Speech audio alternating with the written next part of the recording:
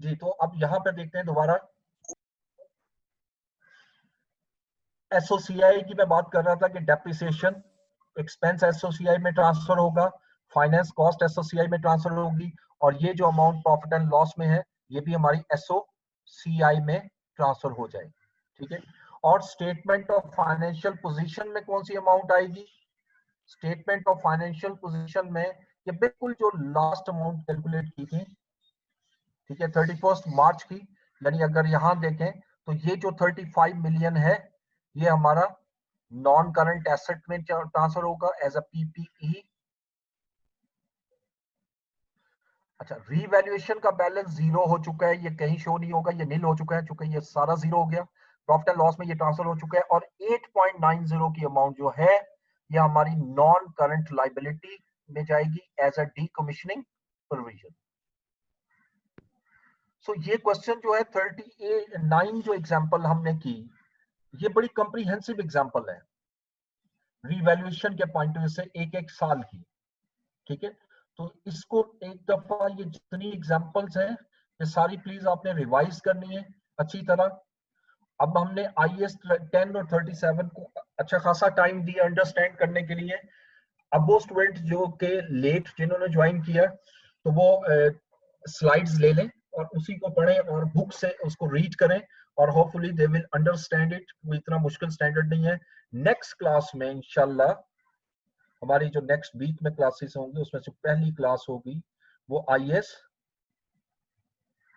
38 को हम स्टार्ट लेंगे, intangible asset, which is also very important topic for examination. ये भी उसका फेवरेट टॉपिक्स में से आता है, इंटेंजिबल एसेट्स में। ठीक है, तो हम इसकी स्लाइड्स पहले डिस्कस करेंगे और फिर न्यूमेरिक की तरफ भी इंशाल्लाह मूव करेंगे इसमें। अब अगर आपको कोई क्वेश्चन, स्टूडेंट किसी को भी कोई क्वेश्चन करना है, they can ask the question.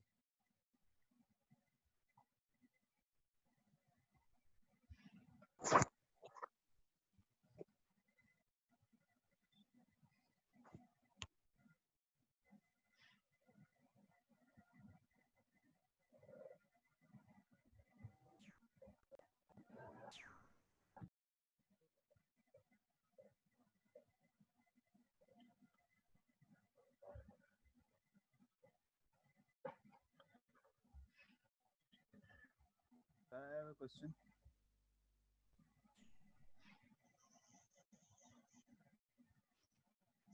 ये स्टूडेंट्स को क्वेश्चन करना चाहे?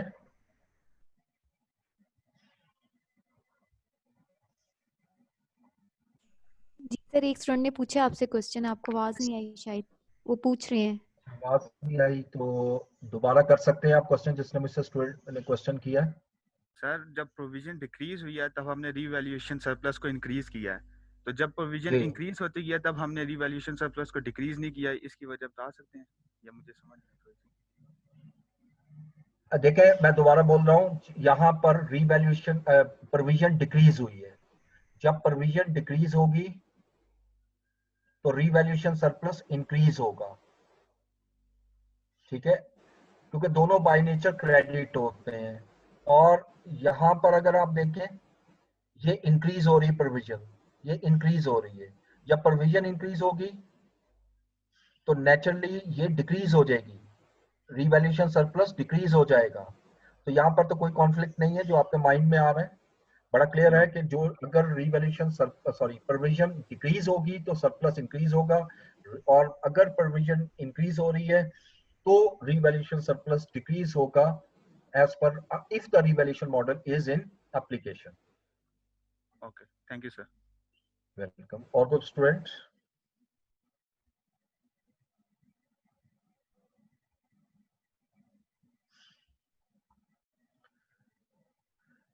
बुक में काफी क्वेश्चन है आईएएस 10 और 37 के, वो जरा आपने खुद सॉल्व करने हैं। जहां मसला आए हम टाइम रख सकते हैं 4 to 5, उसमें आप डिस्कशन कर सकते हैं अगर कोई आपको प्रॉब्लम आ रही है किसी क्वेश्चन में। ठीक है, ज्यादातर तो इसमें थ्योरेटिकल है, ये पोर्शन जरा न्यूमेरिक था IFRIC 1, बाकी सारा का सारा थ्योरेटिकल ही है, उसमें कैलकुलेशन ना होने के बराबर है।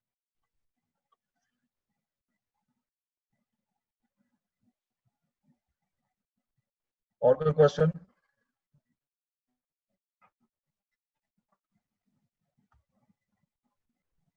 थैंक यू जी, थैंक यू सो मच।